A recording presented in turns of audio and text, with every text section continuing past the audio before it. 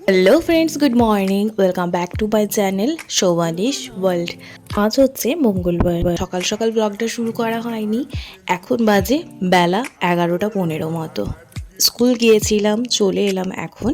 যেহেতু এখন বেলা বাড়তে শুরু করেছে, রোদ্দুর উঠছে একটু বেলা হলে, তাই প্রচণ্ড গরম পড়ে যাচ্ছে। সেজন্য স্কুলের টাইমটাও এখন এগিয়ে গেছে।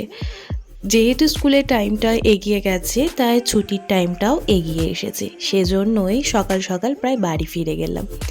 আসার পর একটু ফ্রেশ হয়ে একটু রেস্ট করার পর দেখলাম ফ্রিজে রয়েছে একটা পাকা বেল। তো এই বেলটাই এখন ভেঙে একটু শরবত বানাবো। এই রোদ্দুরের দিনে বাইরে থেকে এসে ঠান্ডা ঠান্ডা শরবত খেতে বড্ড ভালো লাগে। আর এই দিনগুলোতে আমি চেষ্টা করি একটু রকমারি শরবত বানানোর, তাতে সবারই খাওয়া হয়, তার সাথে নিজেরও খেতে বেশ ভালো লাগে। তো বেলের শরবত আমি বানিয়ে নিলাম, বেলটাকে ফাটিয়ে। খুবই সুন্দর ছিল বেলটা। আর এই বেলের শরবতের রেসিপি অলরেডি আমার চ্যানেলে রয়েছে, আপনারা চাইলে চেক আউট করে নিতে পারেন, অথবা আমার যদি সম্ভব হয় ডেসক্রিপশন বক্সে অবশ্যই লিঙ্কটা শেয়ার করে রাখবো। আচ্ছা, তো বেলের শরবত খেয়ে আমি চলে গেছিলাম স্নানের জন্য। তো এখন ফ্রেশ হয়ে একদম লাঞ্চের জন্য চলে এসেছি। এখন বাজে প্রায় 2টো মতো।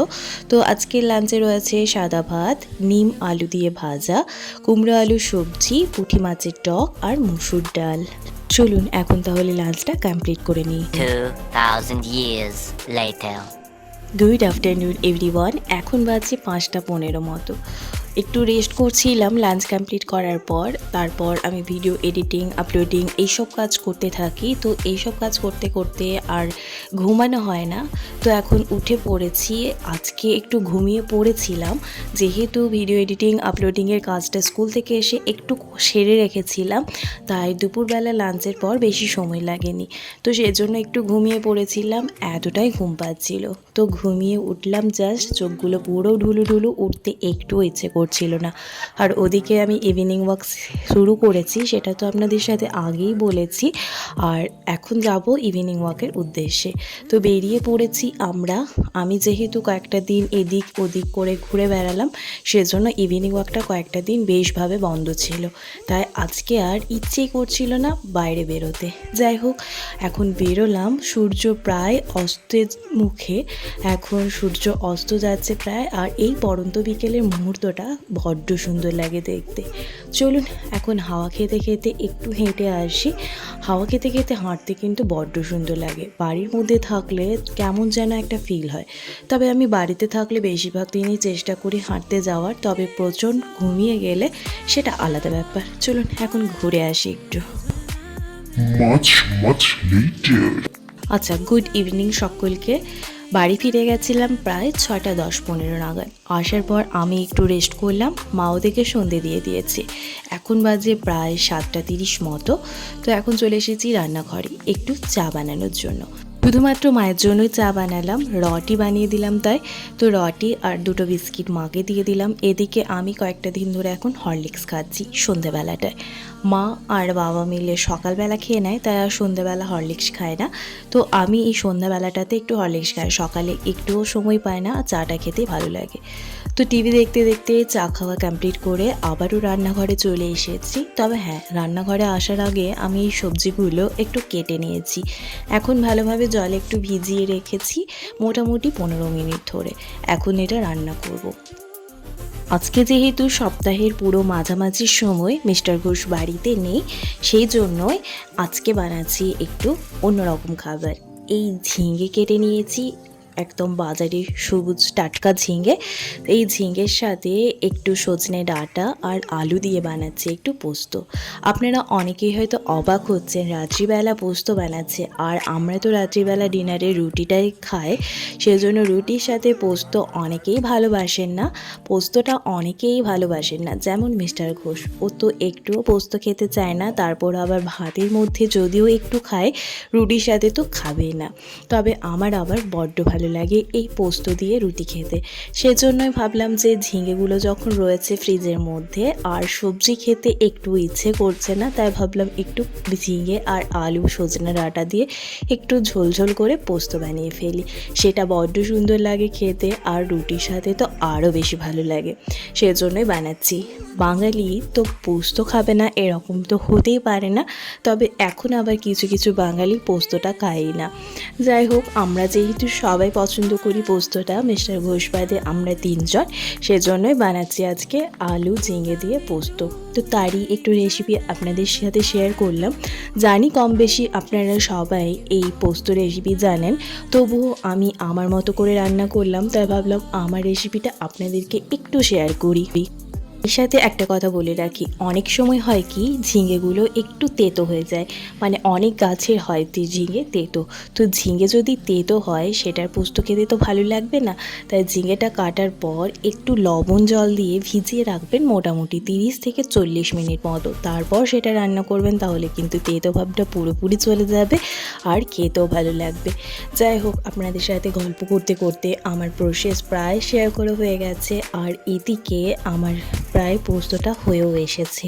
এখন শুধুমাত্র একটু জল ঢেলে নেব, তারপর হতে দেব মোটামুটি 5 থেকে 8 মিনিট মতো, তারপর গ্যাস ওভেনটা অফ করে দেব। আচ্ছা, তো আমি লবণটা দিতে ভুলে গেছিলাম, তাই এখন দিলাম। এমনিতেই তো ঝিঙে থেকে এত জল ছাড়তে থাকে যে এখানে বেশি জলের প্রয়োজনই হয় না, ওই ঝিঙের থেকে বেরোনো জলে কিন্তু পুরো ঝিঙে আলু সমস্তই সিদ্ধ হয়ে যায়। আর সজনে ডাঁটা যেখানে ব্যবহার করেছি এটা তো আমি আগেই ভেজে তুলে রেখেছিলাম, তবে হ্যাঁ একটু লবণ দিয়ে ভেজে নিলে ভালো হতো, তবে লবণটা দিতে ভুলে গেছিলাম। আপনারা যদি আমার মতো প্রসেসে রান্না করেন অবশ্যই সজনে ডাঁটাটা একটু লবণ দিয়ে ভেজে তুলে রাখবেন।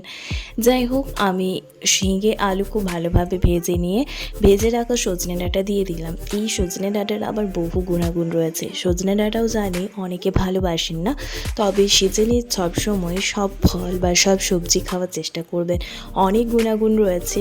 আর সিজনে মানে একটা বিশেষ সিজনে এগুলো পাওয়া যায়, মানে এগুলোর উপকারিতা সেই সিজনের জন্য বড্ড বেশি।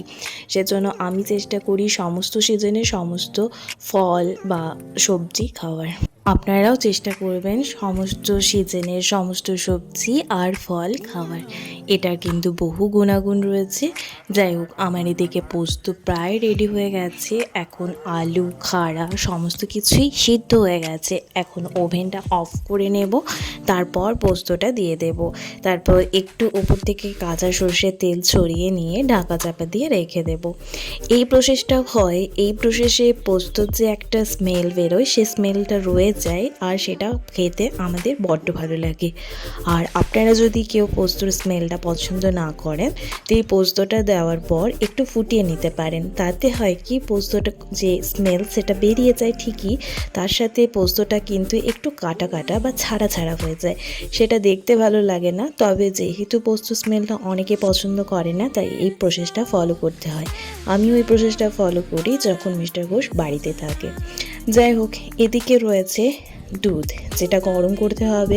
আগের দিনে একটু পায়েস বেঁচে গেছিলো, একটু সিমুই পায়েস বানিয়েছিলাম, সেটা বেঁচে যাওয়ায় সেটা ফ্রিজে রেখে দিয়েছিলাম, সেটা নষ্ট করে ফেলে দিইনি, সেজন্য ফ্রিজে দেখলাম বেশ ভালো রয়েছে, তো একটু বসে গেছে, সেই জন্য একটু দুধ দিয়ে এটাকে গরম করে নেব, আজকে রুটিতে খাওয়া হয়ে যাবে। কোনো খাবার বা কোনো জিনিস নষ্ট করতে আমার বড্ড গায়ে লাগে।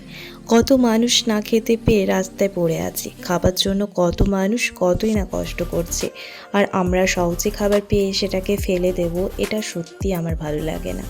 তাই যে খাবারটা বেঁচে যায় আমি চেষ্টা করি সেই খাবারটা স্টোর করে রেখে পরের দিন সেটাকে খেয়ে নেওয়ার। যাই হোক, ওদিকে পায়েস গরম করা হয়ে গেছে, আর এদিকে আমি রুটিগুলো বানিয়ে নিচ্ছি। এই রুটি বানিয়ে নিলে গ্যাস ওভেনটা পরিষ্কার করে নেব, ব্যাস তারপর ডিনারটা কমপ্লিট করে নেব। এখন প্রায় 9:30 মতো বেজে গেছে। রাত্রি হয়েছে অনেকটাই, যেহেতু এখন রাত্রিটা ছোট, কারণ সন্ধ্যাবেলাটা হচ্ছে অনেকটা সময় পরে, তাই প্রত্যেক দিনই লেট হয়ে যাচ্ছে। আর ওদিকে আবার সকাল থেকে উঠতে হয়, যেহেতু স্কুলটা এগিয়ে গেছে। যাই হোক, রুটি বানানো আমার কমপ্লিট, এখন ডিনারটাও দিয়ে দিলাম। চলুন ডিনারটা তাহলে এখন কমপ্লিট করে নিই। আর আজকের মতো ব্লগটি এখানে শেষ করছি। ব্লগটি কিছু ভালো লেগে থাকলে অবশ্যই একটা লাইক, কমেন্ট আর শেয়ার করে দেবেন। দেখা হচ্ছে খুব তাড়াতাড়ি নতুন একটি ভিডিওর সাথে। ততক্ষণ পর্যন্ত সবাই ভালো থাকুন, সুস্থ থাকুন। ধন্যবাদ। শুভরাত্রি।